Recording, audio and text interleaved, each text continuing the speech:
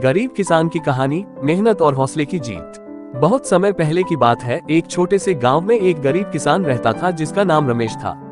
रमेश का परिवार बहुत छोटा था। वह, उसकी पत्नी सुनीता और दो छोटे बच्चे पिंकी और मोहन एक छोटे से मिट्टी के घर में रहते थे। रमेश के पास केवल एक छोटा सा खेत था और दो बैल, जिनसे वह अपने परिवार का गुजारा करता था। रमेश ईमानदार और मेहनती था, लेकिन किस्मत हमेशा उसका साथ नहीं देती थी। गांव में अक्सर सूखा पड़ता या बाढ़ आ जाती, जिससे उसकी फसलें खराब हो जाती थीं। इसके बावजूद रमेश ने कभी हार नहीं मानी। वह हर दिन भगवान से प्रार्थना करता और अपनी मेहनत पर भरोसा रखता। संघर्ष का समय।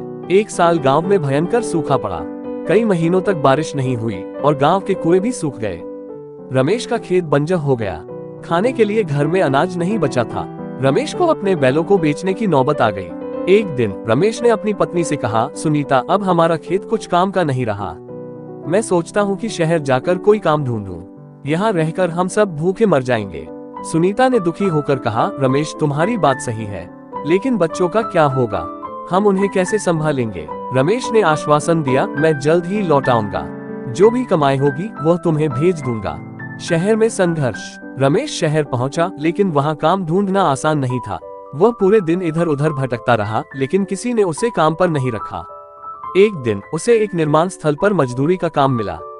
वह दिन भर पत्थर तोड़ता और शाम को जो पैसे मिलते उससे अपना और अपने परिवार का पेट भरने के लिए कुछ भेजता। शहर में जीवन कठिन था।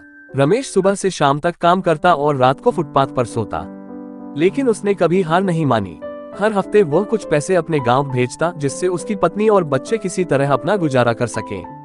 गांव में हालात। इधर गांव में बारिश न होने के कारण हालत और खराब हो गए थे। रमेश की पत्नी सुनीता ने भी छोटे मोटे काम करना शुरू कर दिया। वह दूसरों के घरों में बर्तन धोने और सिलाई का काम करने लगी।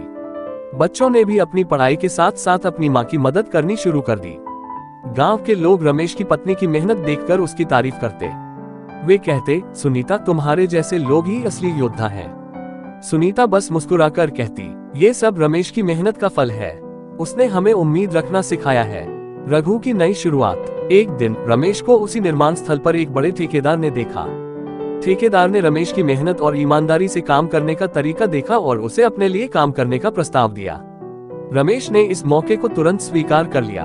अब उसकी कमाई पहले से बेहतर हो गई। रमेश ने ठेकेदार से थोड़ा पैसा उधार लिया और गांव में अपनी जमीन के लिए बीज और खाद खरीदने की योजना बनाई। उसने सोचा, अब समय आ गया है कि मैं अपने खेत को फिर से हरा भरा बनाऊं। गांव में वापस कुछ महीने बाद रमेश वापस लौटा। उसके पास थोड़ा पैसा जमा हो गया था, जिससे उसने अपने खेत में काम शुरू किया। इस बार रमेश ने नई तकनीकों का इस्तेमाल किया और अपने खेत को बंजर से उपजाऊ बना दिया। गांव वालों ने उसकी मेहनत देखकर उसकी तारीफ की। धीरे धीरे उसकी फसल तैयार होने लगी। इस बार बारिश भी समय पर हुई और रमेश की मेहनत रंग लाए।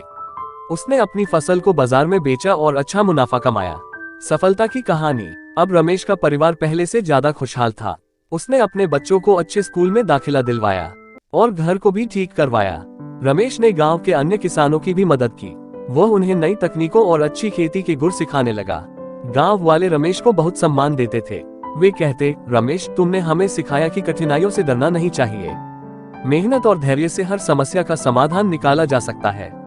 योजक चिन्ह। शिक्षा। ये कहानी हमें सिखाती है कि जीवन में कितनी भी मुश्किलें आए, हमें कभी हार नहीं माननी चाहिए।